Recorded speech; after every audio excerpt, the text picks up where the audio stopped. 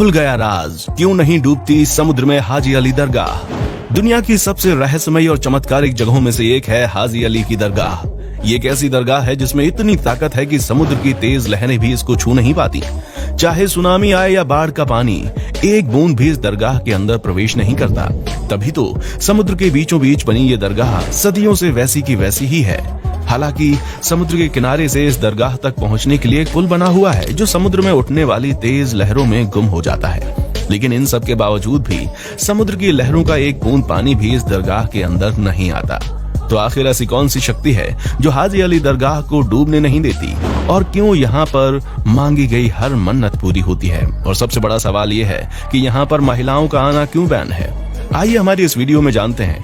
Video को शुरू करने से पहले दोस्तों, मुंबई से कुछ ही दूरी पर मौजूद हाजी अली की दरगाह उन पवित्र स्थलों में से एक है जिसमें हर धर्म के लोग सच्चे मन और विश्वास के साथ अपनी इच्छाएं लेकर जाते हैं। और कहा जाता है कि इस दरगाह में धागा बांधने से आपकी मनोकामनाएं पूरी होती हैं।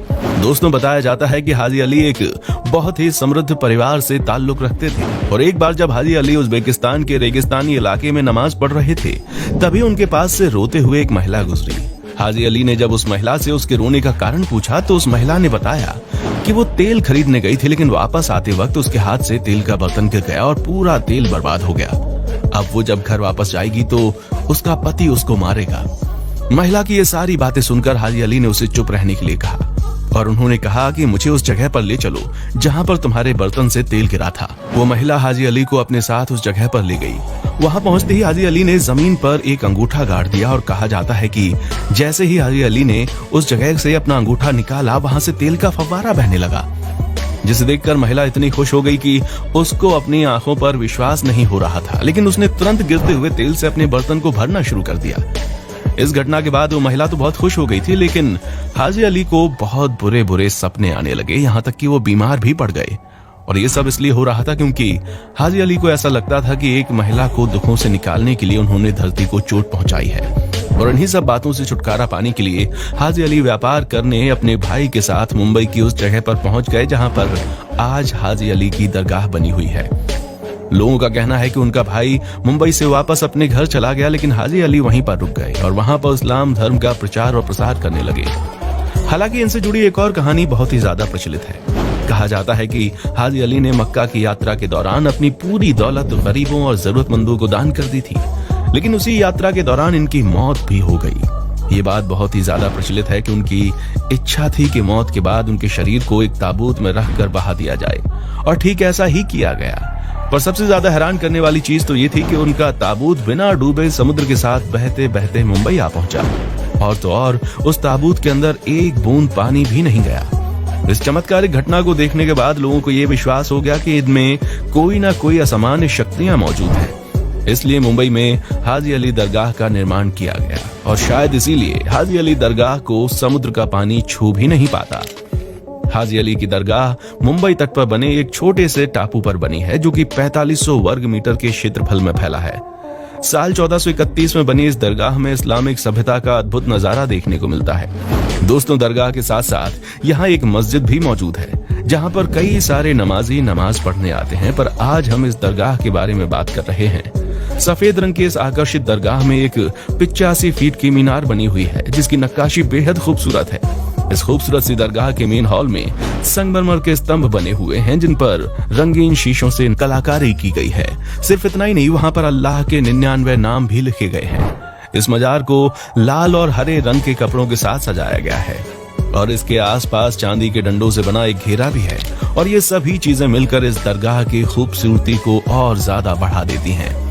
हाजी अली की दरगाह समुद्र के बीचों बीच बनी है, जहां जाने के लिए आपको खतरनाक रास्ते से गुजरना पड़ता है।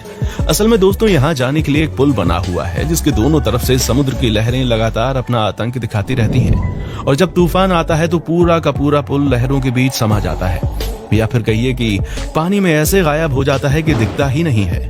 इस बीच अगर कोई पुल में खड़ा हो तो उसे समुद्र अपने आगोश में ले लेता है, पर समुद्र चाहे कितना भी आतंक क्यों ना दिखा ले, ये दरगाह कभी नहीं डूबती।